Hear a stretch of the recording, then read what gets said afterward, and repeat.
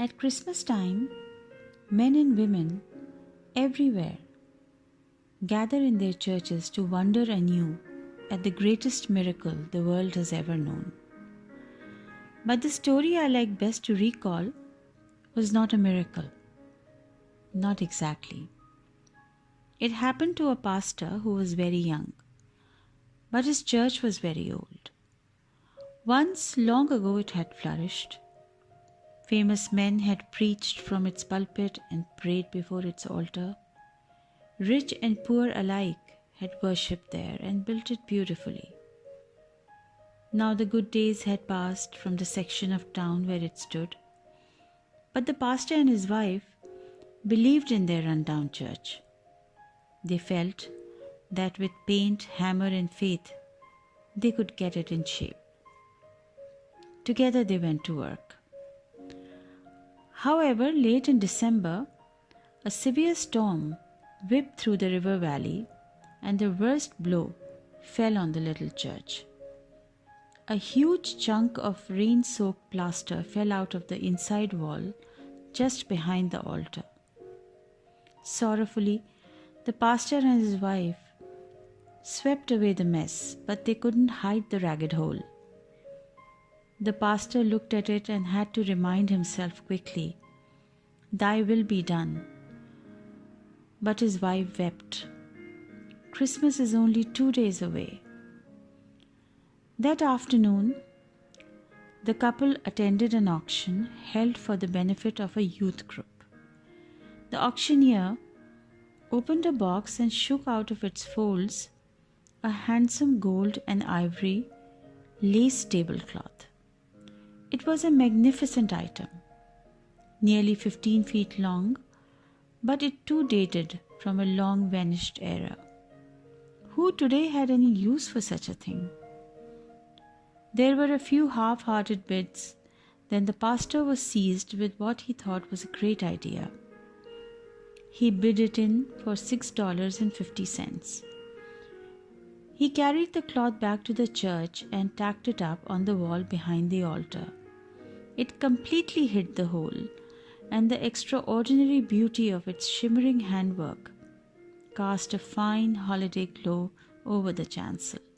It was a great triumph. Happily he went back to preparing his Christmas sermon.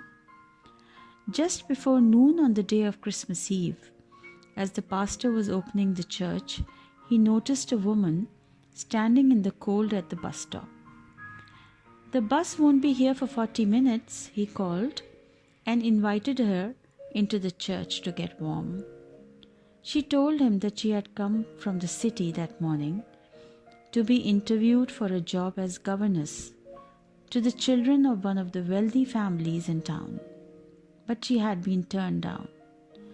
A war refugee, her English was imperfect. The woman sat down in a pew and shaved her hands and rested. After a while, she dropped her head and prayed. She looked up as the pastor began to adjust the great gold and ivory cloth across the hole. She rose suddenly and walked up the steps of the chancel. She looked at the tablecloth. The pastor smiled and started to tell her about the storm damage, but she didn't seem to listen. She took up a fold of the cloth and rubbed it between her fingers. "It is mine," she said. "It is my banquet cloth." She lifted up a corner and showed the surprised pastor that there were initials monogrammed on it. "My husband had the cloth made specially for me in Brussels. There could not be another one like it." For the next few minutes, the woman and the pastor talked excitedly together. She explained that she was Viennese and that she and her husband had opposed the Nazis and decided to leave the country.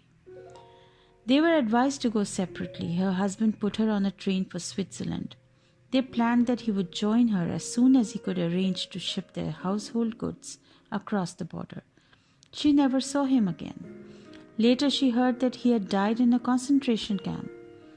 "I have always felt that it was my fault to leave without him. Perhaps these years of wandering have been my punishment." The pastor tried to comfort her and urged her to take the cloth with her. She refused. Then she went away.